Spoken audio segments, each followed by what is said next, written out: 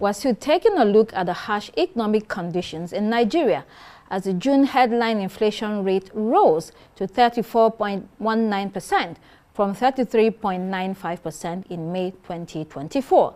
This uptick of 0.24 percentage points underscores a persistent inflationary trend that has been unfolding since last year. Some Nigerians on the streets of Abuja had this to say.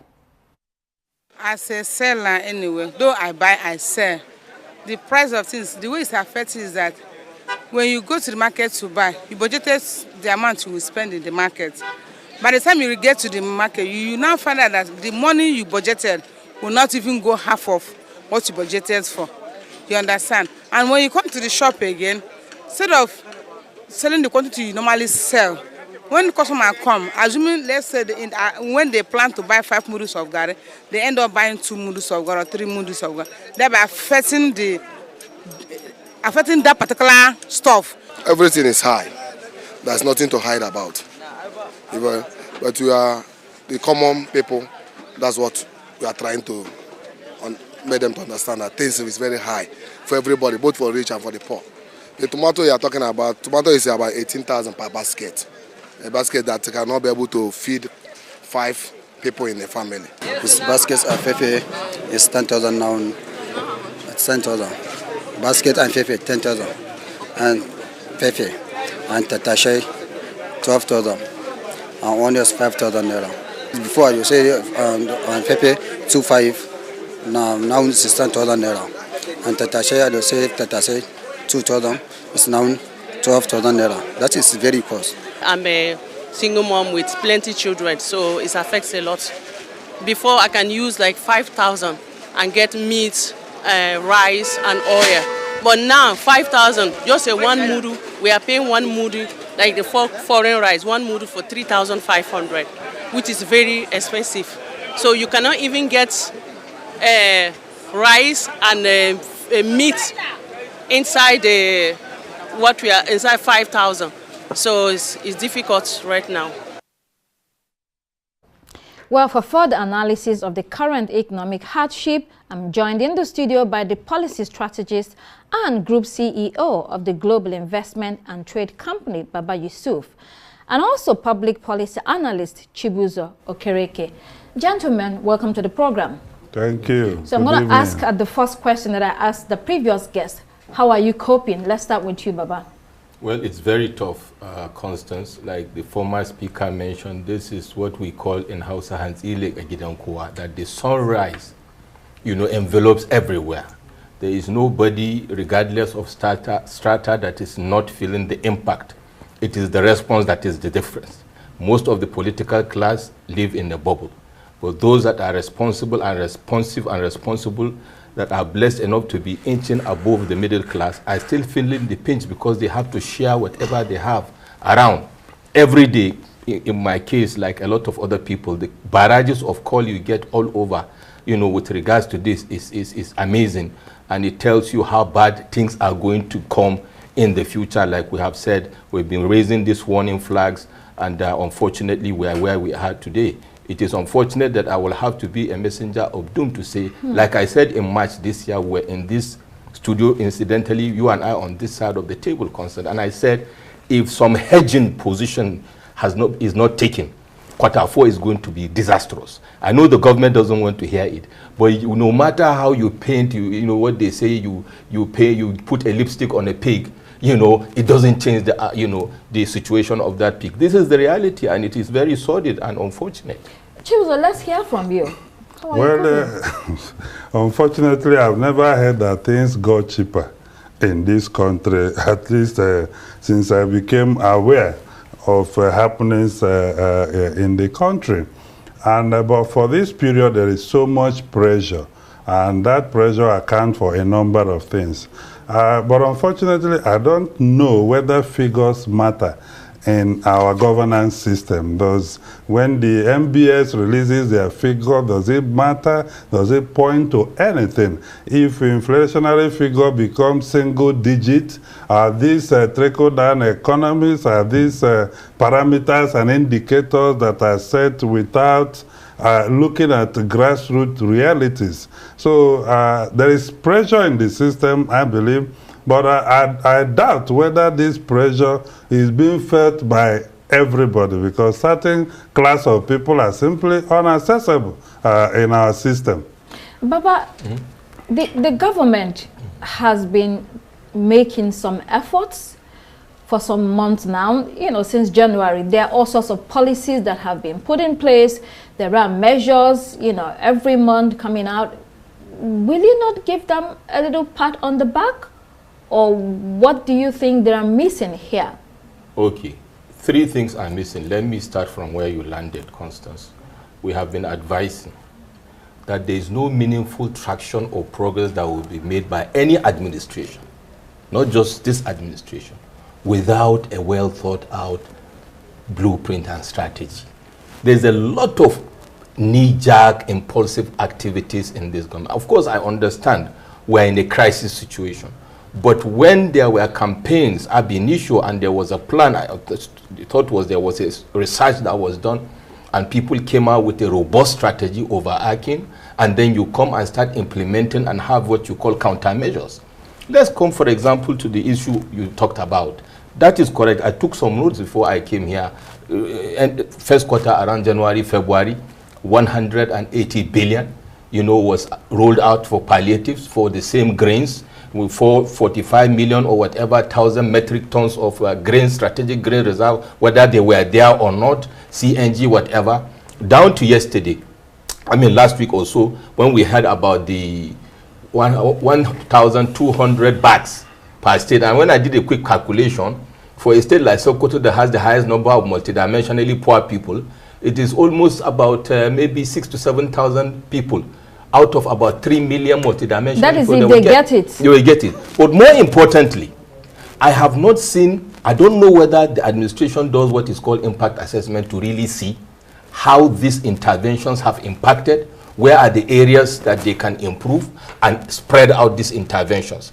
But then more importantly, palliative-driven economy will not take us out of this situation, because we are not dealing with the fundamental issues. And then in the next 3-4 months again, you will need to come with this 1 trillion that will not impact 10% of the populace. I think there is need for them to rejig their strategy going forward. That is the only way out. So let's take off from where he landed, talking about blueprint, talking about well thought out processes.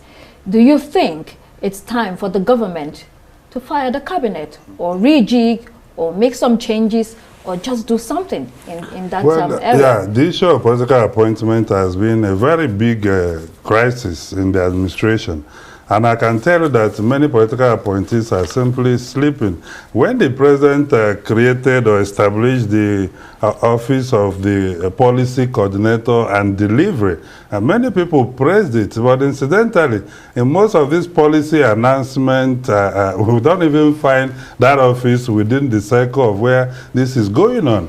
And the lifestyle of political appointees have also not changed. If you look at the evidence production, is very central to policy implementation and inclusiveness. So how many people, how many are we in the country? 20 trucks of rice, 1,200 of 25 kg is 24,025 kg rice per local government. How many people are in that local government? How many of those people in the local government are multidimensionally poor? If you take it to the federal, the nationwide, you have 774 local government with 6 area councils. That is 780. By that, 24,000 is 18,720,000 bags of 25 kg. But if you have 100 million poor Nigerians, you are looking at 18% of the people. However, we are trying to even distribute this palliative through the political cycle, which is a very big challenge. And I agree that we have to look at a strategy for implementation. The policy coordination and delivery office need to work better, to ensure that all these policies actually meet the strategic objectives. We have 3 minutes left. Baba, do you have confidence in the president's capabilities to really turn this around? My confidence will be dependent on results. I have said it times without number of constants. Performance is not measured by events and body movements. Performance is measured by results. So I wait to see the outcome. We have heard so much about capacities and capabilities. Let's see it impacting on the populace of this country. Oh, we have more time, I've just been told. So you can expand on whatever you said. So basically there is need, like I said, to rejig the strategy.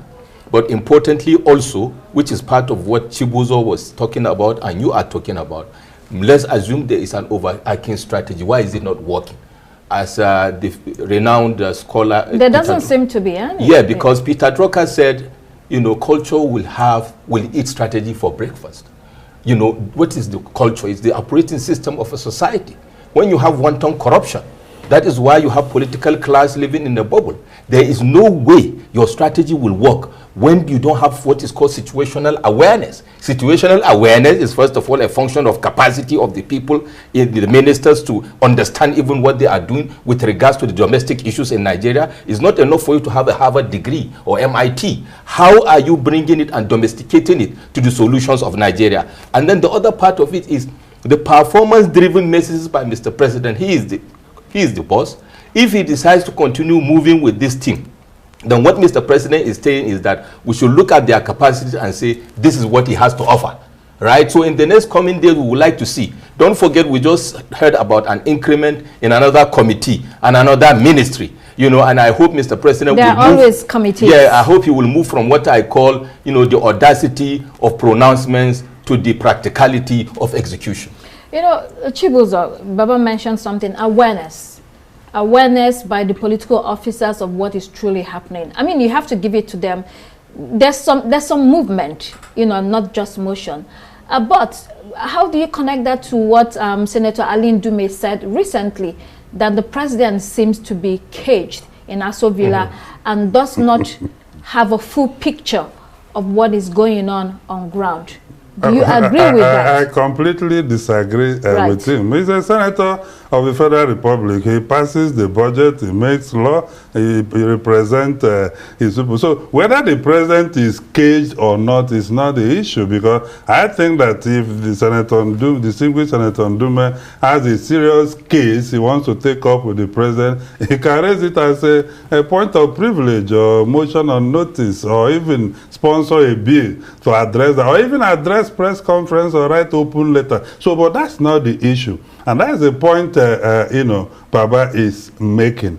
Nobody celebrates efforts or some kind of, you know, fantastic, elaborate pronouncement. It is the result those things have delivered. This president appointed, incidentally, special advisors or assistants on community development. Since these people were announced, nobody can tell where they are functioning from or exactly how they are mobilizing communities to benefit from government policies. You cannot, you know, declare policies in Abuja and expect it to impact people in my village. And this is why we need integrated model of governance where everybody is self-aware of the situation of the country. And if there is a policy statement, a policy implementation strategy, it is not for a certain group of people who are warehoused